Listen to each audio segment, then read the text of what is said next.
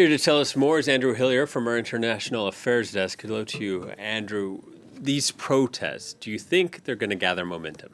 Authorities are certainly bracing themselves for a third day of protests. The headline event for the opposition last night was that Istanbul rally, as we saw there, a big rally outside Istanbul's City Hall, also attended by Ankara's mayor, also a popular opposition figure, Mansur Yavaş.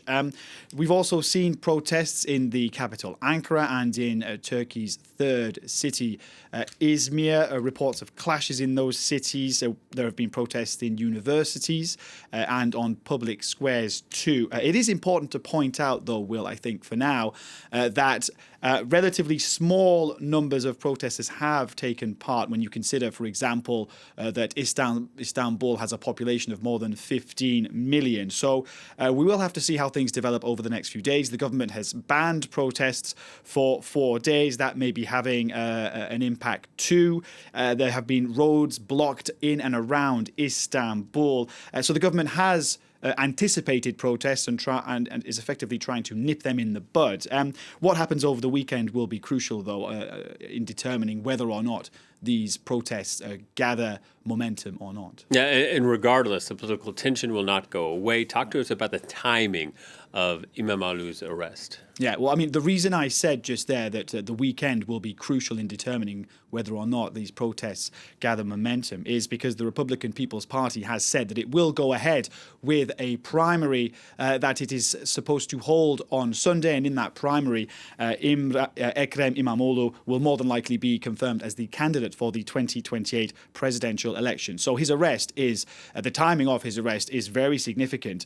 The chairman of the Republican People's Party, again, that is Turkey's main opposition party, Ekrem Imamoglu is a member of that party. The chairman of the party says that any move barring Imamoglu from running for the 2028 presidency would only have the effect of strengthening the opposition. So they all say that his arrest is very much politically motivated. They say that this is an attempt, a brazen attempt, to eliminate a key rival from the next presidential vote. Erdogan's been in power over 2 decades. How much of a threat is Imamoglu? Why does Erdogan see him as such a big rival? Well, if you look at Ekrem Imamoglu's rise, we can actually see striking similarities between Ekrem Imamoglu and President Erdogan himself. They both grew up on the Black Sea coast. They've both served as Istanbul mayor. Indeed, Erdogan in the 1990s and Imamoglu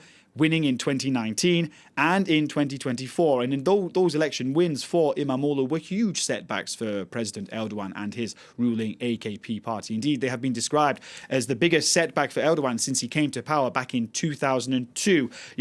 President Erdogan losing Istanbul will have stung him personally as well. Remember, this is the city that Erdogan made where he made his name. It's where he grew up. And actually, the similarities don't stop there. Erdogan was actually arrested himself when he was mayor of Istanbul in 1999.